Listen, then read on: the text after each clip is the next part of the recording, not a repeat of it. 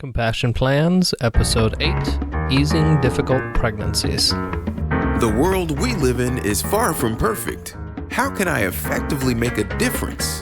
This is Compassion Plans, a weekly interview to help you make the world a better place with your host, Bentley Davis. It's hard to describe unless you've been through it. How nothing tastes good, nothing's appealing, and you have to eat even though it makes you feel sick. I would feel like I was going to faint whenever I stood up. My head hurt. I lived minute to minute, hour to hour. I just tried to keep the next thing down. I think I turned a corner around 16 weeks, and I got up to try to find something to eat, and I saw this tomato. So I remember slicing it up, putting a little salt on it, and sitting down to eat it. And that first bite just made me cry.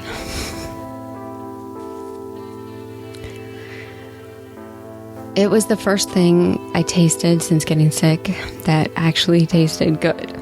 Like it was supposed to taste. And I just remember crying and eating a tomato and thinking, like maybe I would make it. That was Rachel Dewell describing her fourth and most difficult of her 5 pregnancies. She's here today to share her project to help out other women in similar situations. Welcome to the show, Rachel. Thank you for having me. I'd like to start the conversation off by asking about compassion, which is usually about reducing someone else's pain. So, Rachel, what pain are you passionate about reducing? I'm passionate about helping women who have suffered from Hyperemesis Gravidarum, which is a severe form of nausea and vomiting during pregnancy. Too many women who have that feel misunderstood. They haven't always gotten the help that they needed, and they feel very alone. And so I want to help them feel like other people know what they went through and understand and don't diminish their pain. Yeah. It's disconcerting when you're feeling very, very uncomfortable and everyone seems to kind of blow it off. Yes. Just eat some crackers or have some ginger. Yeah. It's really hard to tell how someone else feels, especially in something like this. There's no cut, no bruises or anything like that. So right. It's hard to say how do they feel compared to the way I felt. And I think I've had 2 of my friends that they were very sick through a majority of their pregnancy, more than just the first trimester. So I don't know if they had the same thing, but it was a very, very challenging time. And it's great to hear that there's a resource out for them to get information and to know that they're not alone. Yeah, they most likely did have it. I think some people argue too much about what the criteria is for it, but if you've suffered and it's disrupted your life, then you most likely have it. Yeah, because it's really probably just defined by those, or should be defined by those symptoms. And even if you don't specifically have what they're saying, you should, it should be treated. Yeah, exactly. Right? And we should have compassion for you, yeah. Right. So how did you get started with this? I had hyperemesis. We often call it HG. That is easier. But to varying degrees in all 5 of my pregnancies. I didn't have any easy pregnancies. And I also just felt like I suffered alone and was misunderstood. Mm-hmm. My 4th one was my worst one. Hardly anything can compare to it, but I lost weight and I didn't seek the help that I needed. But it wasn't until after all the pregnancies that I found women online who were just like me. And it was such a revelation, like, someone else suffered as much. I felt understood, and it was just so helpful. It's a strange thing that you always assume you're the only one going through this and no one else can understand. But when then you find someone who describes exactly what you went through, you're like, wow, this is amazing. So I think it just helps. I think it just helps to know that someone else has been through what you've been through. Yeah, anytime you're going through a suffering, just to feel heard certainly helps. Mm-hmm. So you had those challenging times, you found some other people were on there. How did it go from that to doing a podcast and a website? Was that pretty soon after you found those people you wanted to start it, or did it take you a while? Yeah, I hate to say it probably took me a year of being in the groups.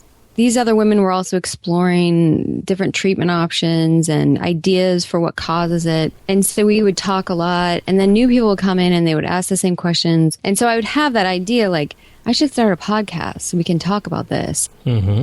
And then I would hear other people that wouldn't even know what HG was. And I would think, we should have a podcast that we talk about this, like, so people can just have a better understanding of what people go through. But it still took me a while to take that step. It was honestly scary for me to record my voice, to take that step to say, this is what I'm doing. I'm very glad that I did it finally. So did you have any speaking experience or anything before? No, I'm a total introvert and don't like public speaking. Yeah. That's something good to hear, is that podcasting doesn't require that you have a history and you've taken voice lessons, but it just really takes a willingness to put yourself out there a little bit. Yes. And I think it helps to have people to back you up and to say you can do it and encourage you, support you.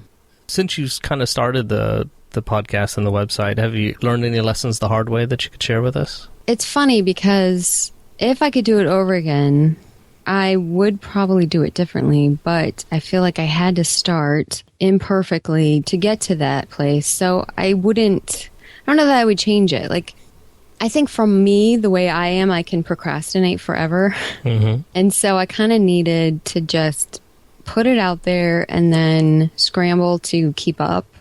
But that's a hard way to do it. So I would still recommend that you have, 3 in the can and guests lined up and, I don't know what you're doing. But it wasn't a wholly bad thing for me, so. Yeah, sometimes the hardest part is to get started, and once that's over. And for me, that definitely was the hardest part. I was just frozen. How much time does this take during the week for you? Well, between 5 and 10 hours, depending on how long it takes to talk to people and set things up and edit. In the beginning, the editing took a lot longer than it does now. Yeah, you get a little quicker at it as you go. And you realize ways to reduce noise so that you don't have to edit as much. Do you have a full-time job outside of this? No, I take care of my 5 kids, sorry. Yeah. I take care of them at home, and so I'm pretty busy at home. So you have 2 jobs and the podcast, basically. Right. The first pregnancy was pretty difficult. How was it going into the second and the third, knowing what you might be in for? Was it still pretty scary? The first one, of course, wasn't expecting anything except maybe morning sickness. And it lasted a long time and it was so difficult. But I was just so excited to have my son. I think you diminish it, like either purposefully or this just naturally happens. It's like labor. A lot of women, like the day after they've given birth, they'll say, yeah, I don't want to do that again. But a couple weeks, it kind of fades. And so I think, especially with the first pregnancy, the memory of it all kind of faded. And I was just so excited to be a mother. And then I got pregnant very quickly. So my son was 6 months old when I got pregnant again. And I was very excited. And the interesting thing was that pregnancy was actually easier than any of the others. Oh. And so I think that set me up with a feeling like, well, I can handle this. This wasn't so bad. I wasn't really expecting to get pregnant when I did with my third. And then his was difficult again. And it was really hard. It would have been harder except that my husband lost his job. And so he stayed home with the kids, but it was very difficult that he lost his job. And so that's kind of how I made it through the first 3. And then there was a 4-year gap when my next child was born. And so again, I talked myself into it. I said, it wasn't so bad. You can handle it. The kids are older, all that kind of stuff. As you've been starting this, has there been anything kind of holding you back or slowing you down? I feel a little slowed down by social media. It's funny because Facebook is where I kind of had the idea and connected with people. Mm-hmm. And so I really appreciate that. But I enjoy talking to people one-on-one. But with Twitter or these other things where you kind of like spit out information to anybody, I feel weird and it feels anonymous. And so I have a hard time coming up with what to say to someone I don't know. And so that kind of slows me down because then I don't do it. And I think that's definitely slowing me down. Have you developed an avatar for your podcast? Yeah, I have. So I don't know if it helps to think of that. That's a good idea. I hadn't even thought of that with Twitter because I do think about that with my podcast. That's so funny. But yeah, I should just think of that. I'll have to do that too. I didn't think of that until I heard you mentioning that. I said, yeah, I'm having the same problem. So if you met someone else who was passionate, what would you tell them if they wanted to help other people I think the thing to think about is to try to understand your why. And it's different for everybody. Take it down to the lowest level of why you love doing what you do. It's not necessarily what you think it is, maybe, when you start. But just think about something that you really love to do, and then keep asking yourself, why do you love to do it? I think that if you get to that bottom place and you know the thing that lights you up, then you'll be more effective at helping people. Especially for my case, I finally got to the point where I thought, if I don't do it, who's going to do it? You know, like if I'm having these thoughts, then I need to do something about it. So it's almost like you are keeping something away from someone who needs it by not going forward. That's good advice.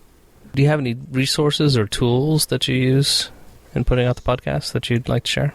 Well, I really like my mic. Which one do you use? I use the ATR 2100. I mean, it's a cheap mic, but I just really like it. It always works for me. And it's easy to just turn on and it goes. But I don't know if this is along your lines. We were talking about Facebook. I just feel like Facebook is set up so well for the groups and for connecting with people, you know, in a certain niche or something. A certain interest can have you meet someone else. And so I think that's been really instrumental in finding people to talk to about what I'm passionate about. Do you have a Facebook page or a Facebook group? You know, I don't have anything. I have a group that I'm an administrator on that anyone can join. Is that the HG Warriors or? I'm in that group. The other one is Preventing Hyperemesis Gravidarum. In that group, we talk a lot about our theories and what's helping us and what's helping other people. And we do support. Like if you get pregnant and you need support, we're there for that too. Now, this is kind of a sensitive topic. Is that an open group?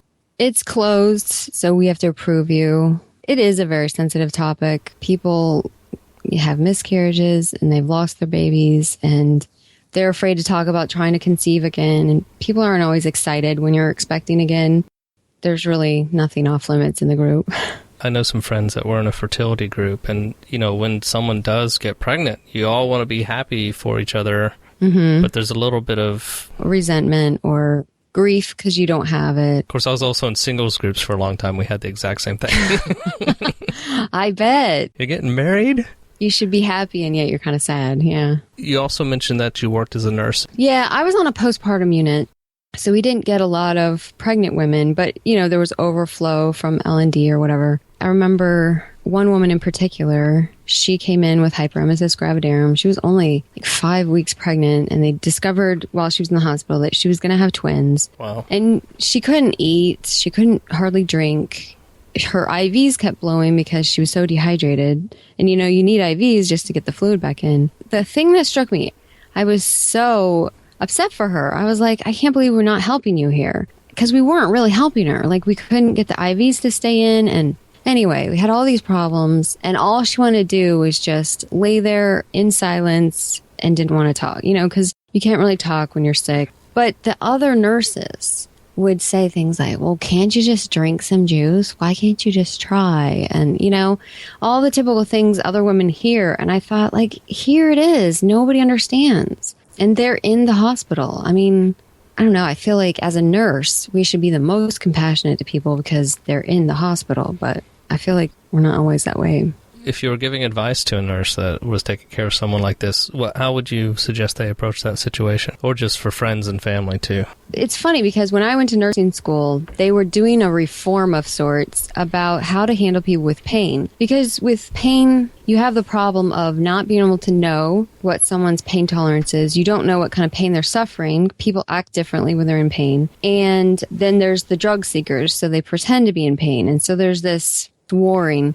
And so when I was in nursing school, they'd come up with a system by way to say, you treat the pain that they tell you they have, and you use a system like a number chart, and they can describe their pain and that kind of thing. Treating pain became like a major thing that you did in the hospital. And so I feel like the same thing could be brought to this situation where if someone says they can't eat, they feel nauseous all the time, there's a lot of food aversion, it's inconsiderate to say, why don't you try to eat a sandwich? Because they just told you they can't. You know, they told you that they're going to throw up, they feel like throwing up. So if you could just listen and accept that what they're saying is true for them. I think it could help. Just imagine that you've had the flu before. You know what it's like to have nausea, to not feel like eating, and to just want to lay in bed, even though you're like throwing up every half hour. Just imagine what that's like week after week after week. Nobody would like that. No, I can't even imagine that. I know. Sometimes I honestly think I don't know how I did it. Sometimes it's an hourly thing, like just get through the next hour. Sometimes it's just get through the end of the day. Some women can't sleep. I was able to go to sleep at night, and I also took some medication for that. But just to get through the next part. That's really challenging. Yeah, it is. And that's why I think these groups are so helpful for people, because someone else doesn't diminish what they're going through. Yeah, someone who listens and can empathize. Yeah. So if we want to support what you're doing here, what are 2 things that we can do to support you? Well, if you know of someone who's had a difficult pregnancy or is currently going through a difficult pregnancy, you can send them my podcast or suggest these groups online. There's an organization called helpher.org, and they have a lot of resources, find doctors that are helpful. They talk a lot about medications you could try. And I would love to connect with anybody who's been through it or is currently going through it. And what's the best way to get in touch with you? The best way to get in touch with me, either through the podcast at hypergpregnancy.com or through email. My email is rachel@hypergpregnancy.com. Now, I do pay attention to Twitter sometimes. It's my name at Rachel Dewell. I love one-on-one conversations, so I would love to talk to anybody. Are there any other stories you can share from people that you've known? There's one woman that she actually runs an organization dedicated to Hyperemesis Gravidarum, and her story is pretty extreme. She'd had a number of children, and she had gotten divorced, and then she got remarried, and she told her husband, I have difficult pregnancies. I interviewed him too, and he said, well, hyperemesis is not a difficult pregnancy. She told her story on my podcast. She was vomiting all the time. She would go in for IV fluids. She would get infected. She was having just a terrible time just getting out of the bad cycle that takes you downward. She was also having trouble with the doctor her insurance would pay for wasn't very compassionate. And she wanted to go to this other medical center that treated hyperemesis better. She was fighting with the insurance about it and all this, and she finally saw the doctor, and he prescribed a drug, and this is at 18 weeks along. And so you can imagine she's not been eating normally. She's barely getting what she needs. She's been fighting infections. She finally thinks she's getting what she needs, and she tried to call the pharmacy, and the insurance was causing problems again, and this was over the weekend. And so the doctor said, Monday, I'm going to make this happen, even if I have to buy it myself or something like that. And she lost the baby over the weekend. Oh, my gosh. She felt differently, and the baby stopped moving. And so, yeah, that was, I couldn't help but just cry with her telling her story because it's so real. She wanted that baby, and she couldn't get the care that she needed. So it's a serious thing. Babies do die, and moms do die sometimes. I would tell anybody to not do what I did. With my 4th pregnancy, I didn't get enough help, and it was partly my fault. And I would say, if someone doesn't pay attention to you, go to someone else. Mm-hmm. And just keep going and advocate for yourself until you get the help that you need. And it's not going to take it away, but you just need to survive this time. This is just about survival. Yeah, taking the edge off enough. Yeah, so that you might be able to eat or keep something down or, yeah. And I was looking through your podcast. You have one about medical marijuana? Of course not. Many people talk about this, and it depends on which state you live in, whether it's legal. Mm-hmm. The woman I talked to was in a different country. She didn't want to be anonymous, but she was in Britain somewhere. And she'd heard that it could work. There's other women online that will talk about it. And for her, it did make a difference. We talk about it in our group a lot because the legality is a real issue. Nobody wants to do anything illegal. Right. We just want to not suffer. And some women, they're one of those political people that goes, I don't know, when legislature comes up, they want to fight to get marijuana legalized or whatever. But it sounds pretty promising. And it doesn't have to be the kind that you smoke. It can be like a water vapor or something. I haven't totally explored it, but it is kind of intriguing, I have to say. And it looks like you're also exploring different potential medical causes and other ways to ease the situation. Right. Yeah, I talked to a doctor who is doing drug trials on gabapentin, which is used for seizures and certain kinds of pain. So far, that's also very promising. They did a very small study, and all the women that took the gabapentin got some relief.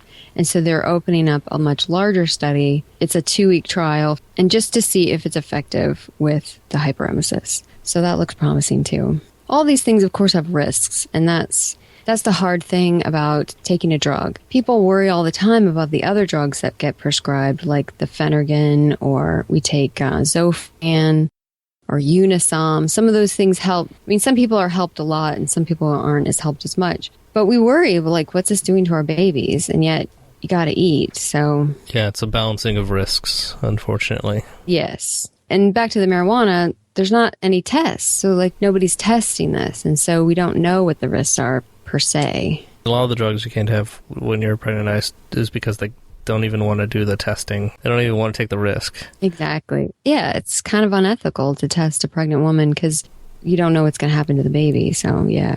With gabapentin, what they started doing is they had a database for doctors who prescribed gabapentin, and then when the woman, if she ended up pregnant while she was still on gabapentin, then they would, send that data in, and so they could keep track of what was happening with the pregnancy. And so that's a way of getting information without doing something unethical, as when you don't understand the risks. Wow, that's interesting. That also brings up the benefits of big data, where you can kind of harvest just the facts without actively doing studies. In a very small way, that's kind of how I see my podcast, because I feel like if talking to women and making connections, either between what they went through and what helped, or talking about the other issues they have going on in their lives and whether that has any connection to the hyperemesis. I just feel like it's good to talk about this and to get it in the open instead of just everyone thinking it was a fluke and their body's broken.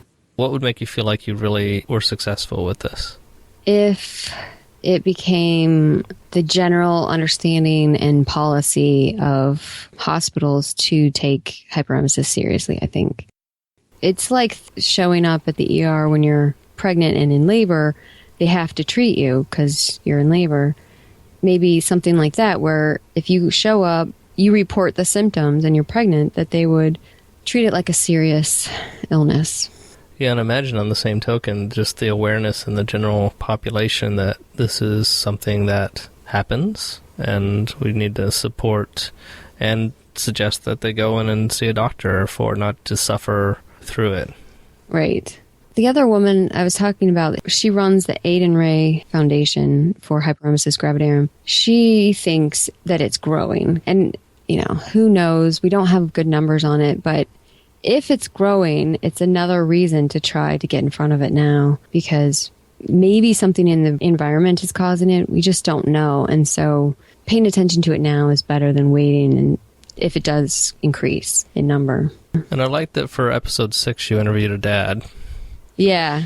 I interviewed 3 dads. Yeah, that was really fun because dads get ignored. They get ignored in the labor and delivery room and pregnancy, it's all about the mom. But when a woman has hyperemesis, dad has to take care of everything. And if there's other kids, he has to take care of that. He has to do all kinds of stuff that I've even told my husband, I'm not sure I could do what you do, cleaning up vomit. And I just don't know if I have the stomach for it. So dads are pretty amazing. So what are some resources for people finding themselves in this situation? One of the first places I would suggest is the Her Foundation at helpher.org. It talks a lot about medication. I think it even has lists of doctors, or if you just email them, they will help you find a doctor in your area that might treat hyperemesis more aggressively. The Aid and Ray Foundation, which we mentioned, they're all about spreading awareness and help. If you talk to them about needing a doctor or medical care, they'll definitely hook you up. There's a book. It's called Beyond Morning Sickness. I think she has a website, but That was the book that really made me feel like I wasn't alone, because she told stories. And also I realized, wait a second, I didn't have it as bad as everyone else. And so it's helpful. It's like, okay, if they can do it, I can do this. So I think that's helpful. And then there's a new online magazine that's dedicated to hyperemesis called HG Matters magazine. And then the Facebook groups, I get a lot of value out of them. And I think a lot of women rely on that for support. There's one called HG Warriors. There's one that I'm an administrator of called Preventing Hyperemesis Gravidarum. And there's one that's just dedicated to talking about gabapentin use during pregnancy. And then there's other ones. If you just searched, I'm sure you can find a lot. And there's another one associated with the Aid and Ray Foundation. And just email me too if you have something you don't see that you need. I know a lot of people, so I might be able to help out. Well, Rachel, I really appreciate your time, and I really appreciate all that you're doing to help these ladies out. Well, thank you so much for having me. It was really fun to talk about it. And listeners, thanks for joining us. Get the links and notes for today's show at compassionplans.com/8. Never miss an episode by entering your email into our subscription list while you're there. If you appreciate what we're doing, go to compassionplans.com/appreciate to find out how you can spread compassion, like rating and reviewing this podcast on iTunes. Thank you so much for caring.